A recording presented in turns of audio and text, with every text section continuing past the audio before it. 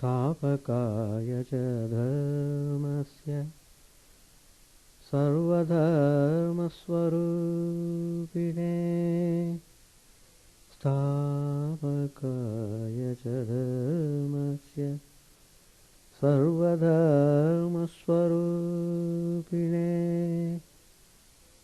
अवतारवरिष्ठाय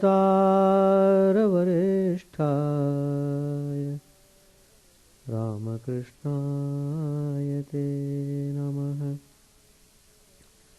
असतो मा सद्गमय तमसो मा ज्योतिर्गमय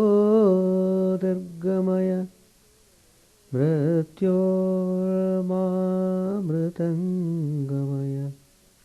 ॐ शान्ति शान्ति शान्ति।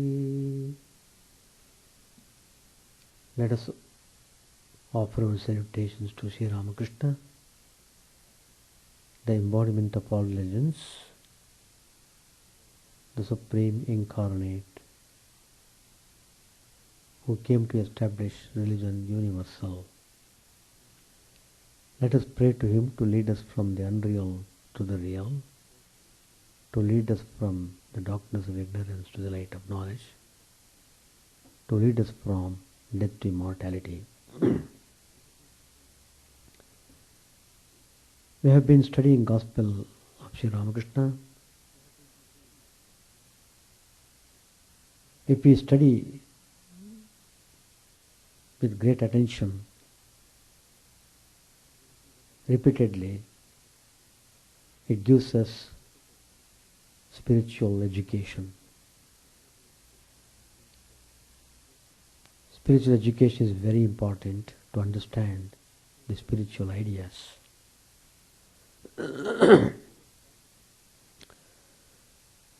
Today's topic I have chosen: the world is a theatre.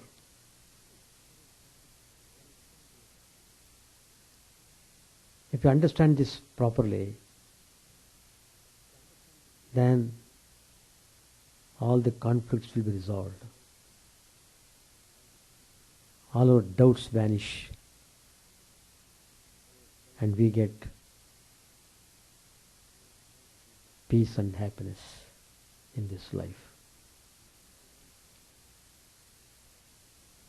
Sri Ramakrishna arrived at the Star Theatre on Vedanta Street in Calcutta to see a performance of Vrishaketu. Sri Ramakrishna was seated in a box. Yaman and other devotees were near him. Girish Chandra Ghosh was the main person of this whole drama and its performance. Sri Ramakrishna asked Girish, "Does this theatre belong to you?" Girish said, "It is ours, sir." Sri Ramakrishna replied, "Ours is good. It is not good to say mine. People say I and mine. They are egotistic, small-minded people." Narendra, who was near by Sri Ramakrishna, he remarked, "The whole world is a theatre." Sri Ramakrishna responded, Yes, that's right. In some places you see the play of Vidya, and in some the play of Avidya." Narendra said, Narendra means Vivekananda, "Everything is a play of Vidya." Sri Ramakrishna said, True. But a man realizes that when he has the knowledge of Brahman, only then he will know everything is a play of Vidya. But for a devotee who follows the path of divine love, both exist Vidyamaya and Avidyamaya.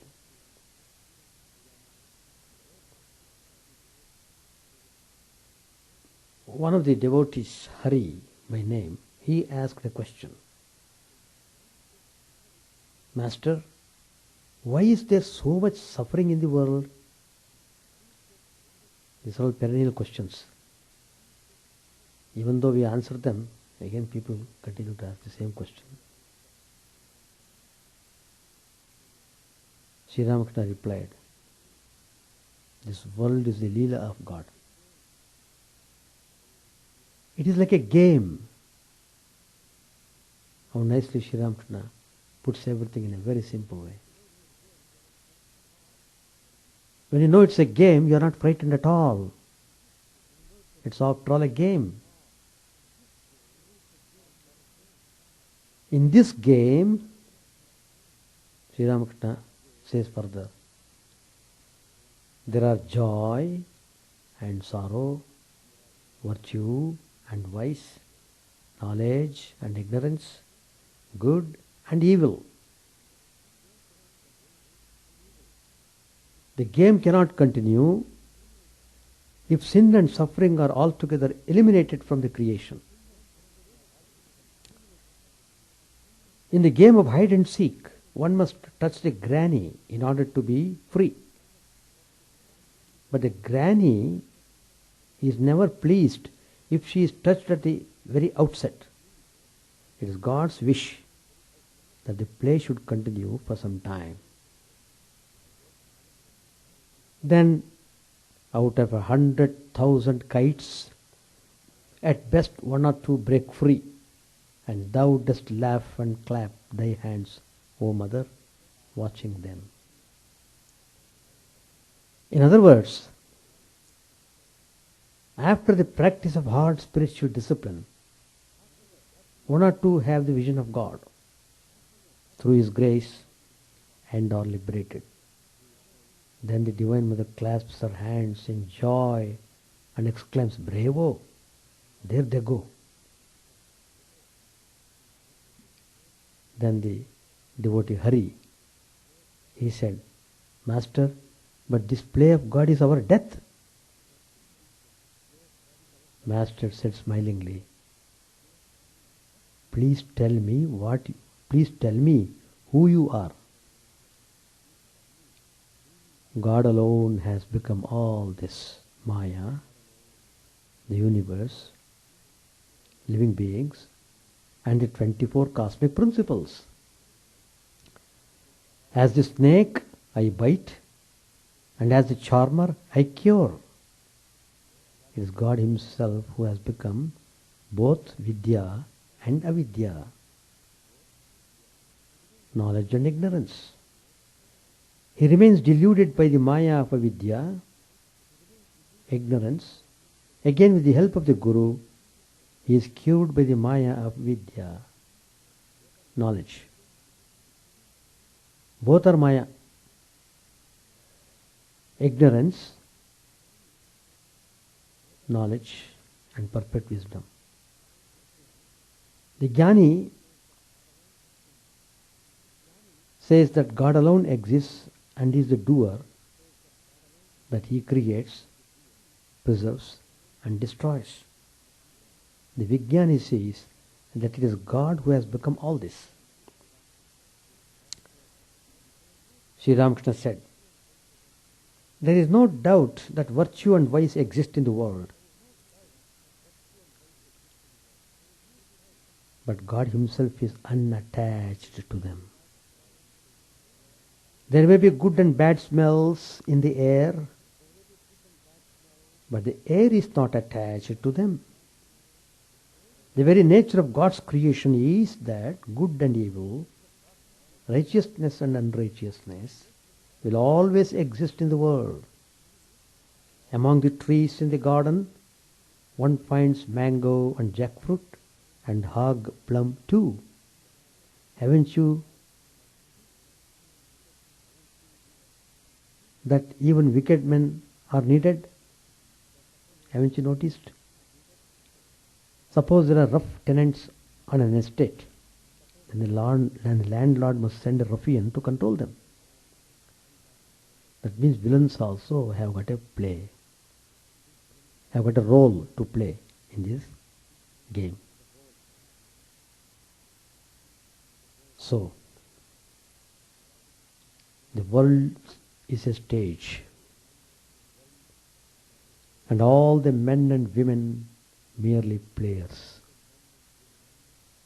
They have their exits and their entrances. This is the quote from William Shakespeare, one of the greatest dramatists of all time. Shakespeare saw the world as a large theatre. If the entire world is indeed a stage, and life is a play, and all of us are mere actors, then this view leads to some interesting corollaries. Who is the author and the director of this play? Obviously, God. The Indian view that creation is God's Leela, play, supports this view. What do birth and death signify? Birth corresponds to enter and death to exit in a play. Feeble-minded people in the world often lose courage in life and commit suicide. This extreme step in terms of theatre is like an actor losing his head and abruptly walking off the stage in a huff, even before his part in the play has ended. Murder, similarly, is like someone pushing a fellow actor off the stage to stop him from further participation in the drama. Both are tantamount to disrupting the play, and so amounts to corrupting the script of God. Little wonder, therefore, that all religions unequivocally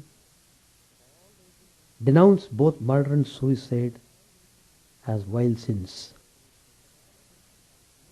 A play has all kinds of characters: king, nobleman, peasant, tradesman, and more. All are equally dear to the author. All combine to contribute to the total effect of the drama. Nobody is superior, nor is anybody inferior, merely by virtue of her calling in life. Excellence depends on how well you discharge your duty, rather than how exalted a duty you have been called to discharge. This brings to mind the significance of Swadharma, one's native calling in life. Dwelling on this point, Lord Krishna declares in the Bhagavad Gita, chapter 3, verse number 35, Shreyan swadharmo vigunaha paradharma swanushthitat swadharme nidhanam shreyaha paradharmo bhayavaha. One's own dharma, though imperfect, is better than the dharma of another well discharged. Full of fear is the dharma of another. Illustrating the truth of this verse, Sri Ramakrishna observes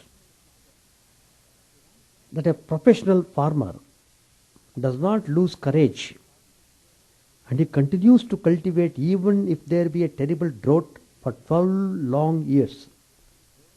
But a weaver who takes to tilling for a change of occupation, not weaver, but a weaver who takes to tilling for a change of occupation gets disheartened if rain falls for one season.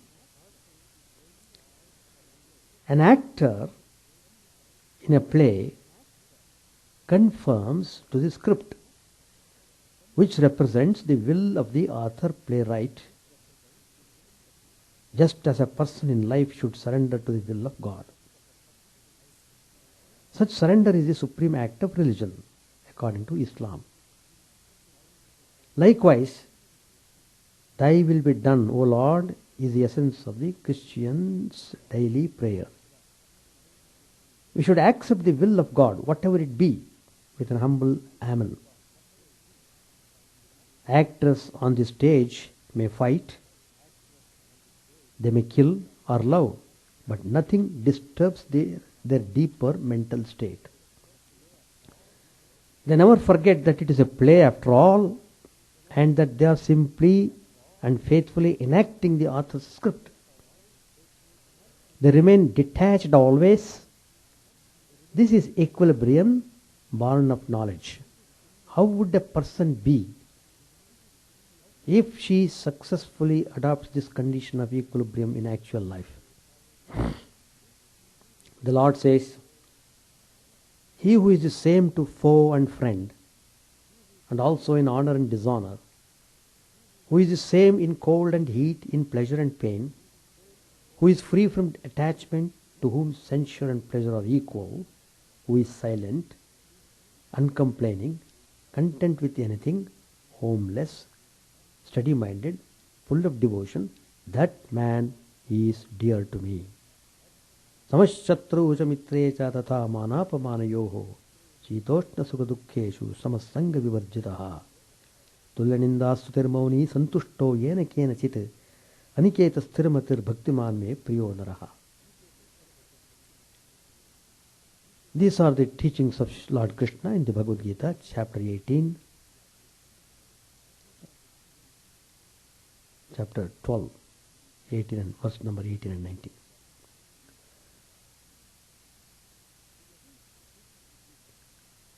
The essence of the teaching of the Gita is to transform karma into karma yoga, to be active in body but detached in mind. This, in fact, is how any good actor conducts herself on stage.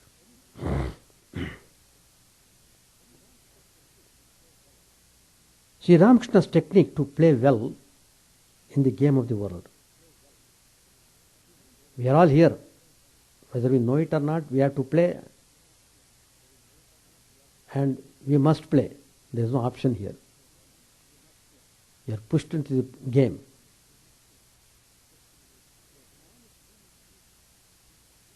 A man is truly free, even here in this embodied state, if he knows that God is a true agent and he by himself is powerless to do anything.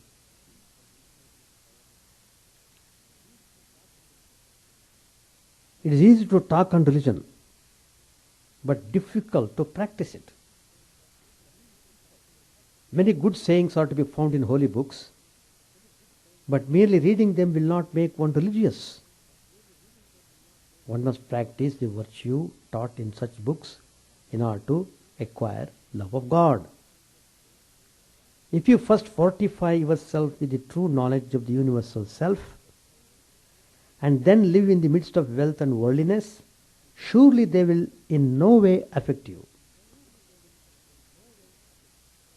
As a wet nurse in a wealthy family brings up her master's child, loving it as if it were her own, yet knowing well that she has no claim upon it, so you also think that you are but trustee and guardians of your children, whose real father is the Lord himself. If you must be mad, be it not for the things of the world, be mad with the love of God. All these are teachings of Sri Ramakrishna.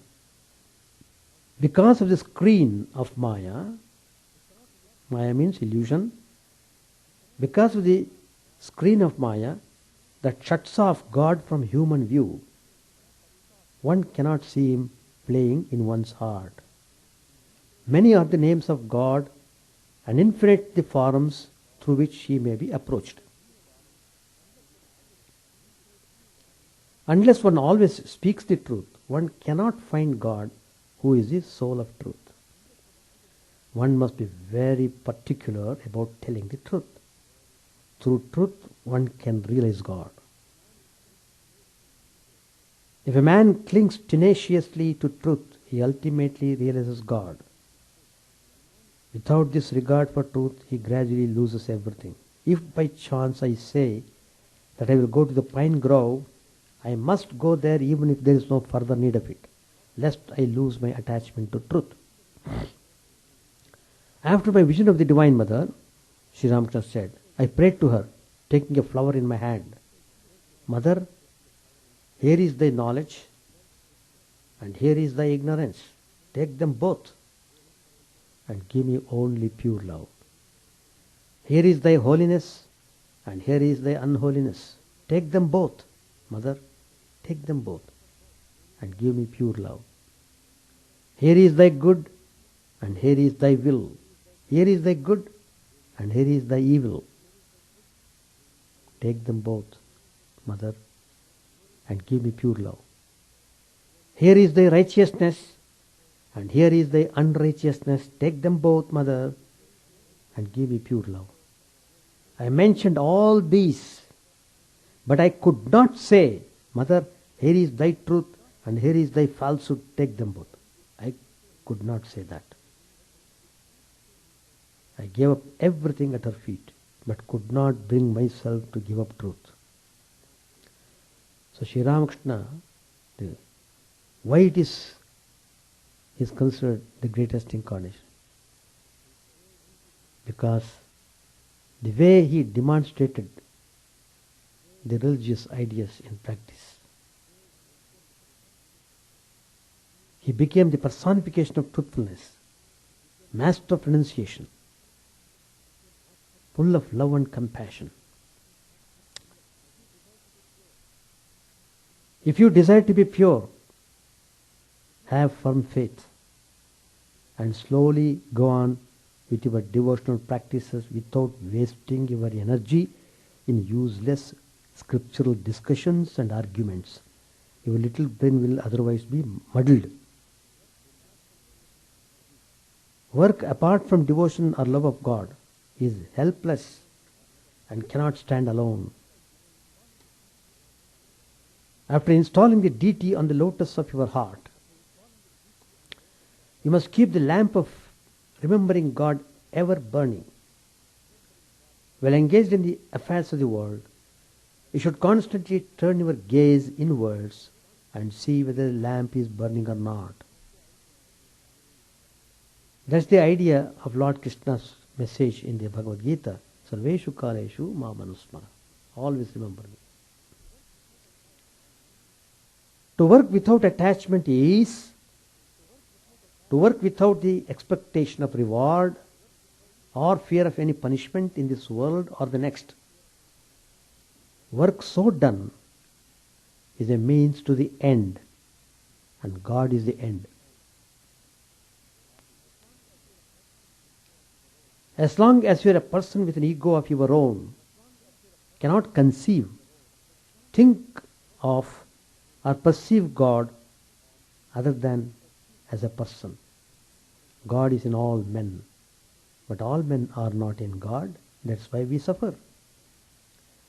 When the divine vision is attained, all appear equal, and there remains no distinction of good and bad, or of high and low. Good and evil cannot bind him who has realized the oneness of nature and his own self with Brahman.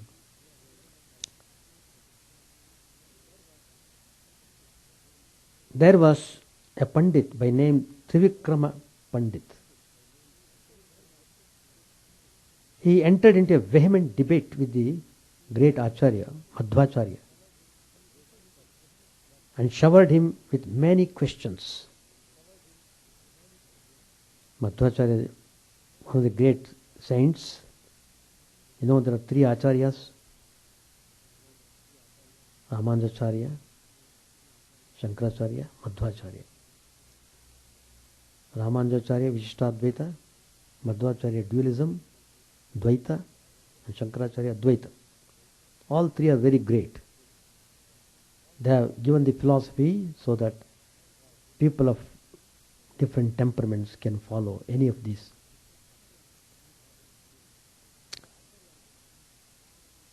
The Acharya, calm and smiling, answered every question. Their debate went on for 15 days. And Trivikrama Pandit, with his doubts cleared and queries answered, what happened? He became the Acharya's disciple. That means his life was transformed from worldly life into spiritual life. The replies the Acharya gave him came as a great revelation to the people.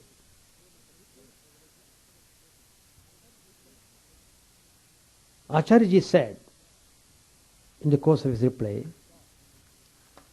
there is one God, the embodiment of positive divinity. He is addressed as Narayan. He is also called Ishwar, Brahma, Vishnu, and by other names. You can address him by any name.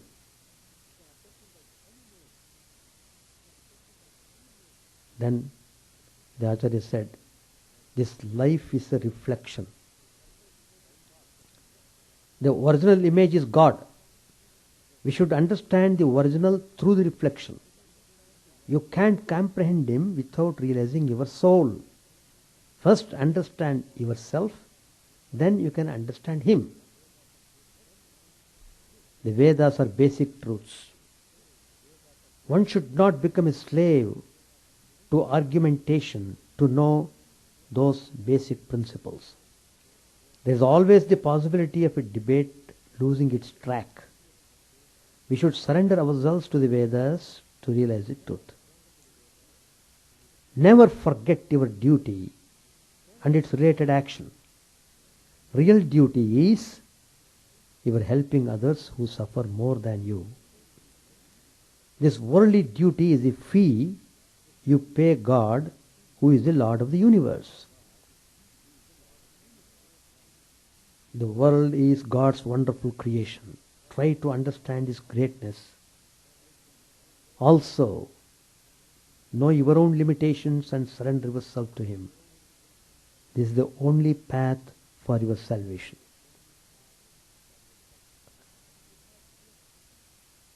We should have clear concept of God. And it is not difficult to recognize it. All the saints have realized. In their ultimate realization of the Paramatman, they have declared, God is love. Live in love. Due to the absence of fear of sin and love for God, humanness has declined in human beings. This is detrimental to universal peace.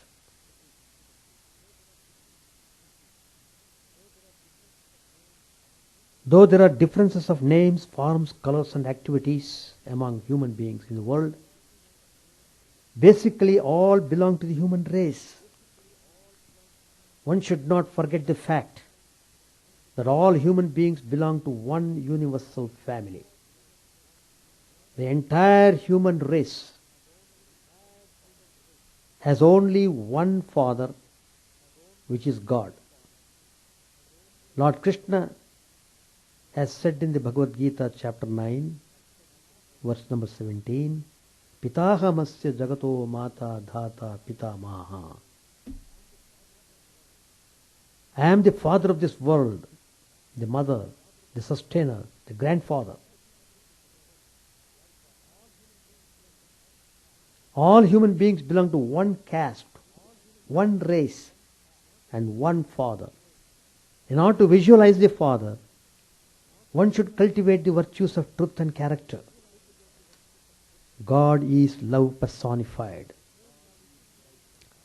And the same love is immanent in the heart of all human beings.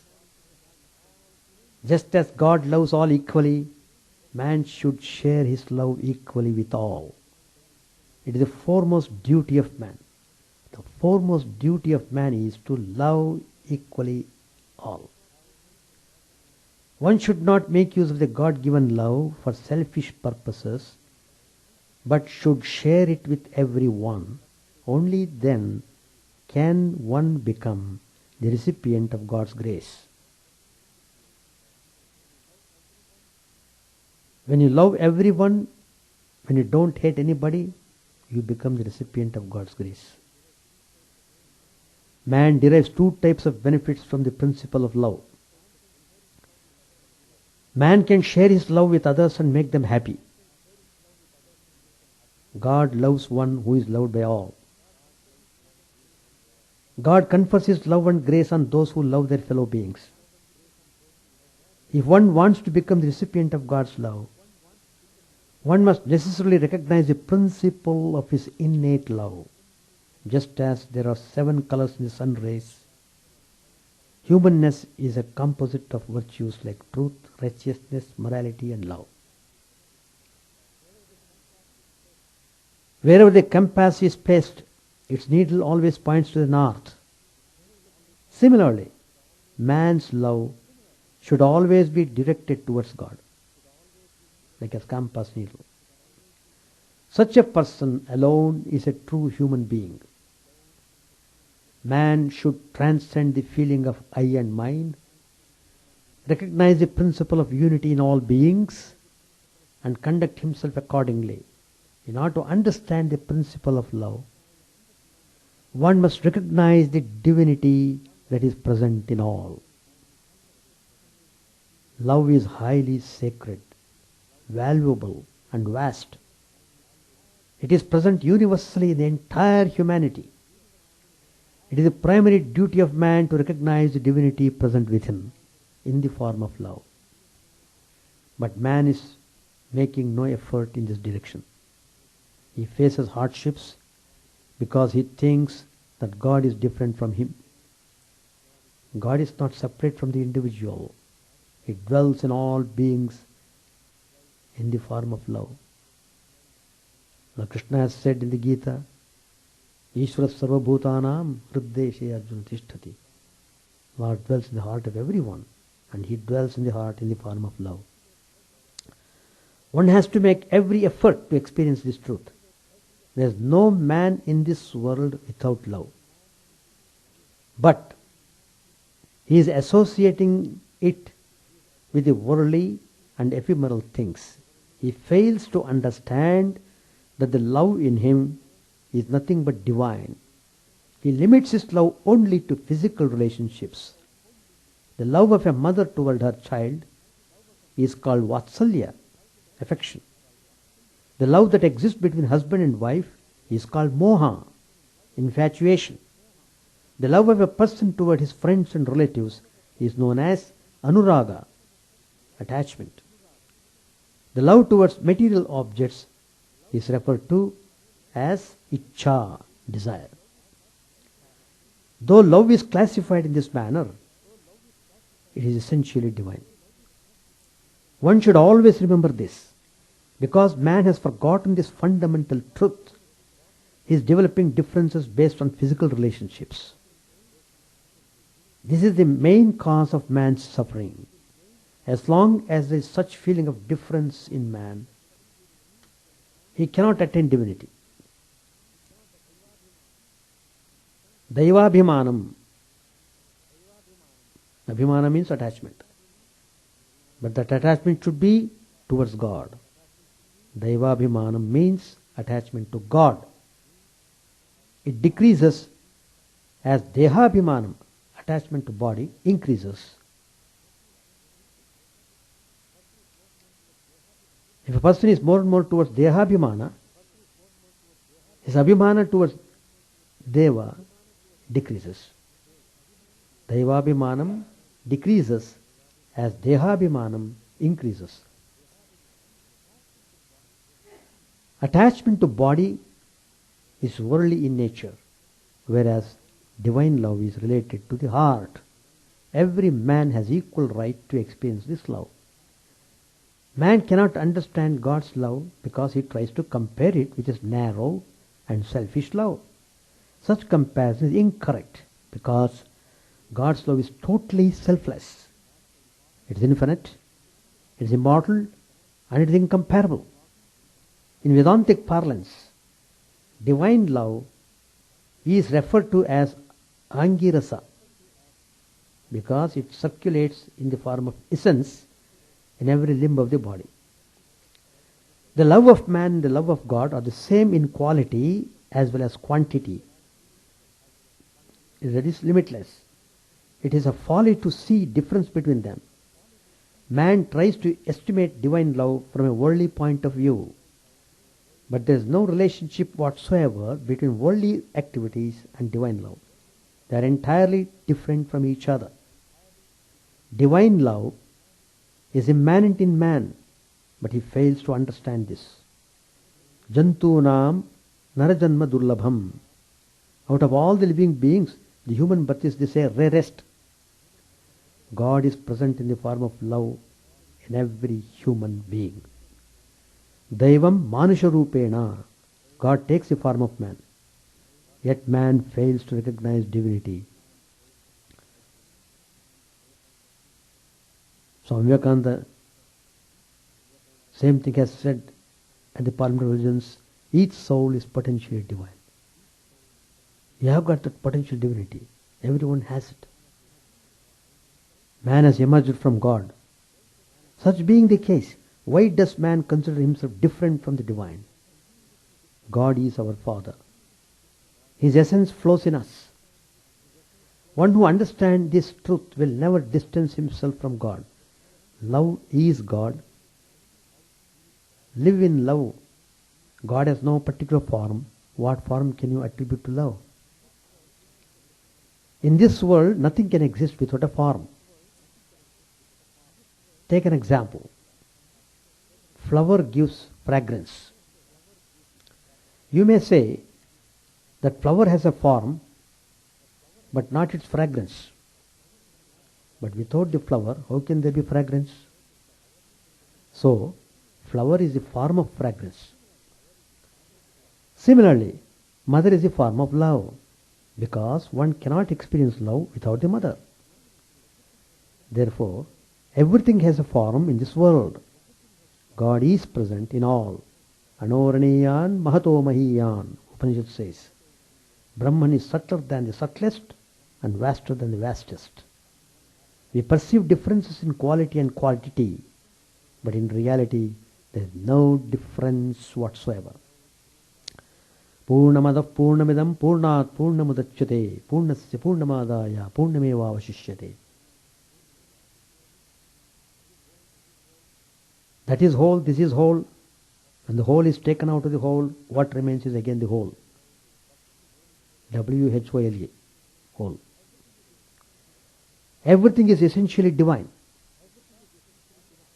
It is because of his body attachment that man is unable to perceive divinity. No doubt attachment is necessary for worldly life, but one should not get too much attached to the world and in the process detach oneself from God. Attachment is bound to exist between mother and child, wife and husband, brothers and sisters. One must understand that attachment is one's own creation but not innate. Love alone is innate, and that is divine. God is present in every body in his pristine form of love. In this drama of life, God is the actor. And also, God is a director. He enacts all the roles. We should understand that we are just actors in this drama of life. And if God is playing our role, God protects somebody and punishes another. But in fact, he is the one who is experiencing both. God proves something as good and some other thing as bad, but in fact he is the cause of good and bad. He is the basis of everything. He is the actor, he is the director, and he is the experiencer. He sets an ideal in every aspect. First of all, we should understand this truth. You study and write examinations, but in reality, One who passes with 0 grade is God, and one who fails in the exam is also God. In reality, one who passes with O grade is God, and one who fails in the exams is also God. Everything is God. Basing on physical form, people say someone has passed and someone has failed. But from the Atmic point of view, all are one. One who praises is God, one who censures is also God. The one who respects and the one who rejects is also God.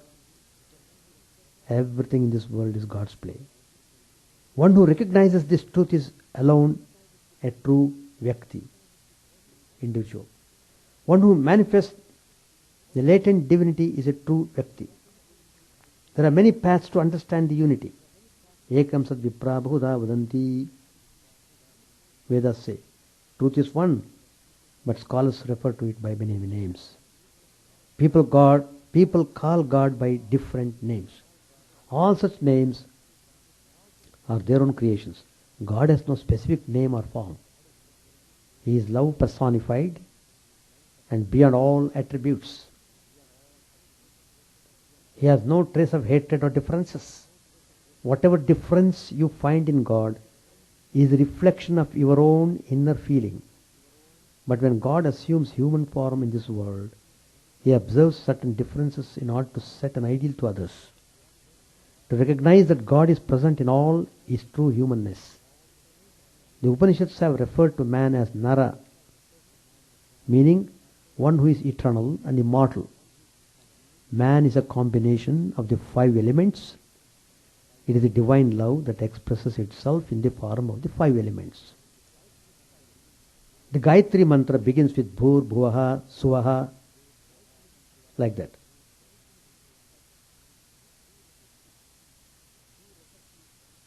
Bhu refers to materialization body.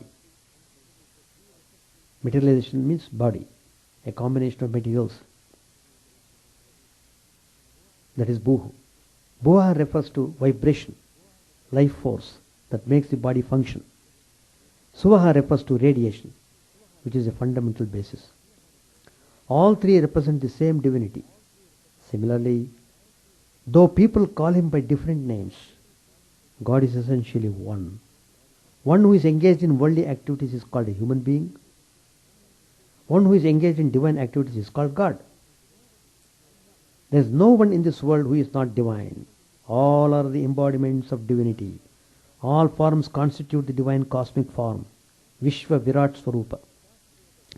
But because of your body attachment, you consider yourselves as human beings. Give up body attachment, only then can you realize your true identity. The term Atman is common in the 3 words Dehatman, Jivatman and Paramatman. Everywhere Atma is there.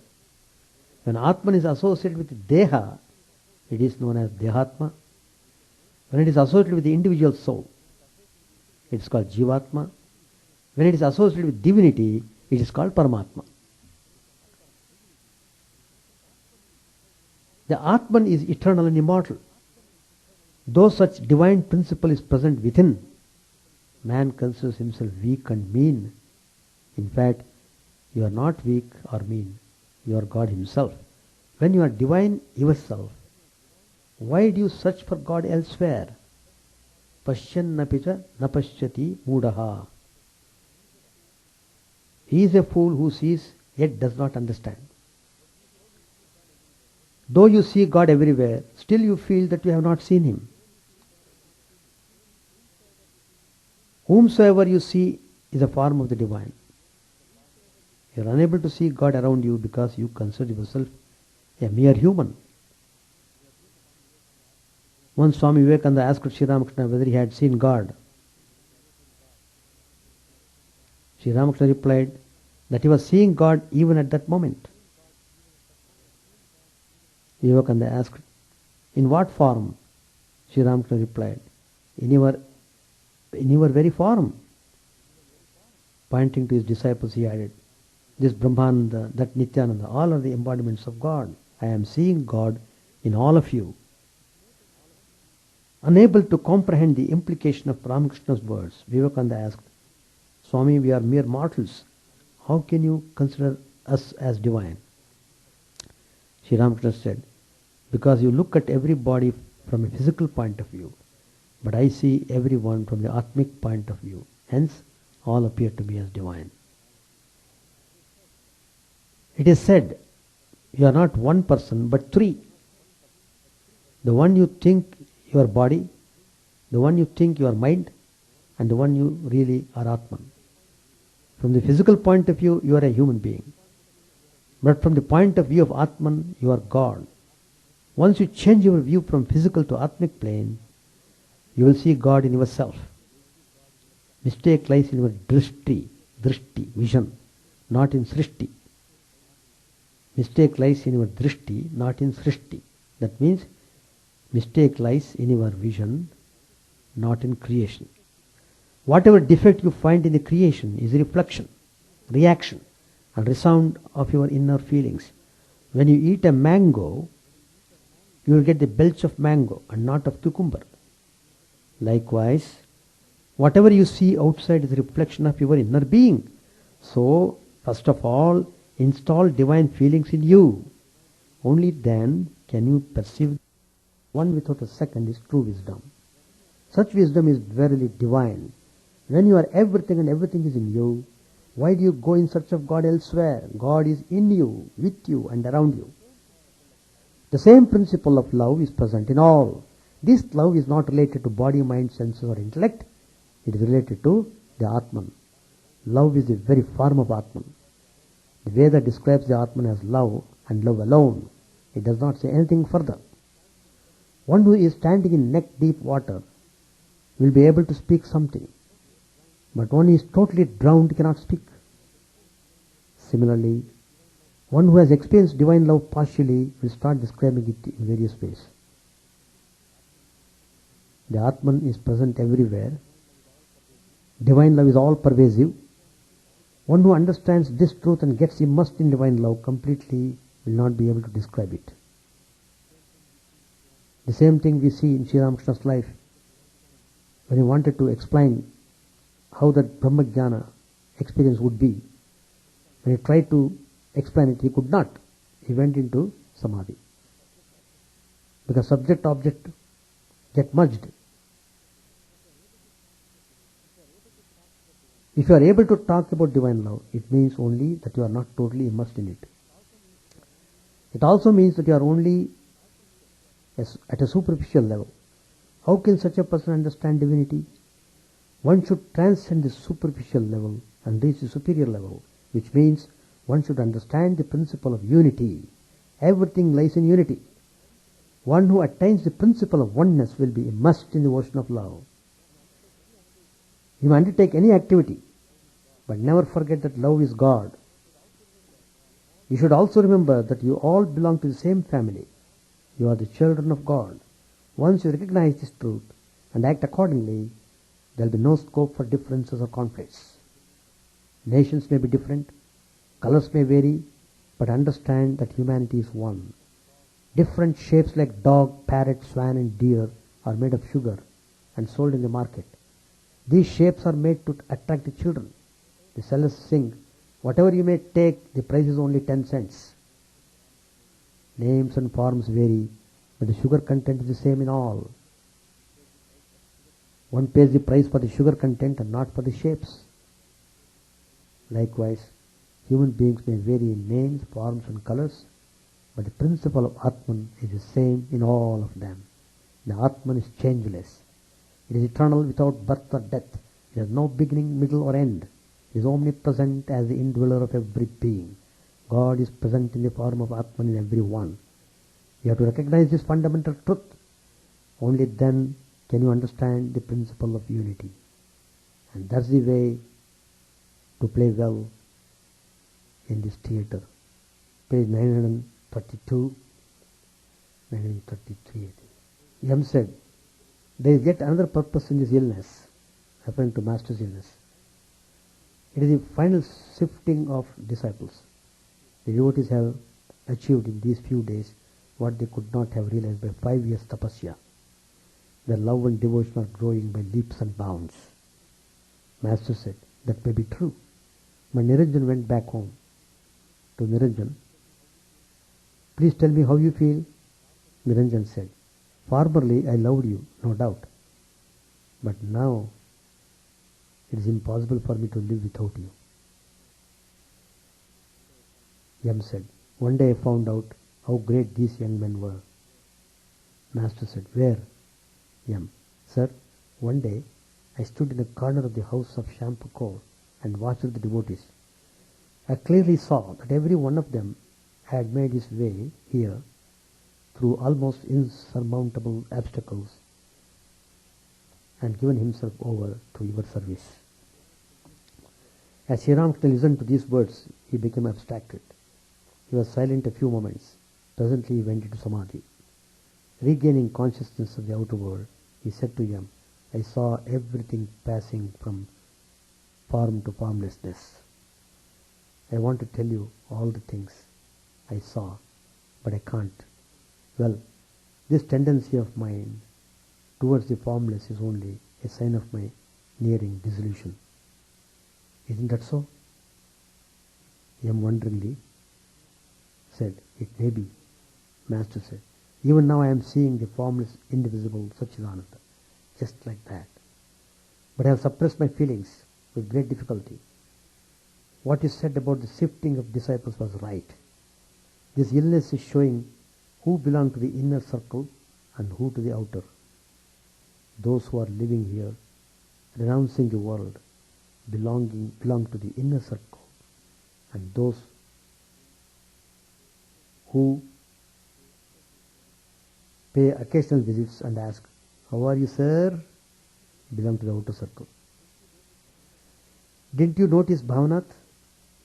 The other day he came to Shampakor dressed as a bridegroom and asked me, how are you?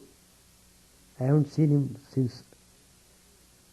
I show him love for Narendra's sake, but he is not in my thought anymore. Referring to Bhavanath. To Yam he said, when God assumes a human body for the sake of his devotees, many of his devotees accompany him to this earth. Some of them belong to the inner circle, some to the outer circle, and some become the suppliers of his physical needs. I experienced one of my first ecstasies when I was 10 or 11 years old, as I was going through a meadow to the shrine of Vishalakshi. What a vision! I became completely unconscious of the outer world. I was 20 or 23 years when the Divine Mother one day asked me in the Kali temple, do you want to be Akshara? I didn't know what that word meant.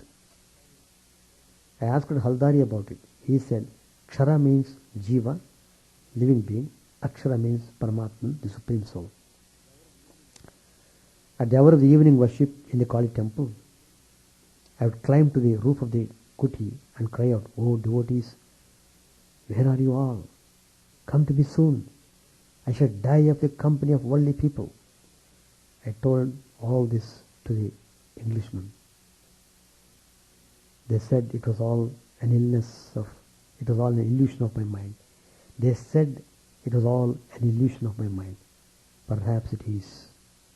I said to myself and became calm. But now it is all coming true. The devotees are coming. It will stop here. Chant the name of the Lord and His glory unceasingly, that the mirror of the heart may be wiped clean and quench that mighty forest fire, worldly lust raging furiously within.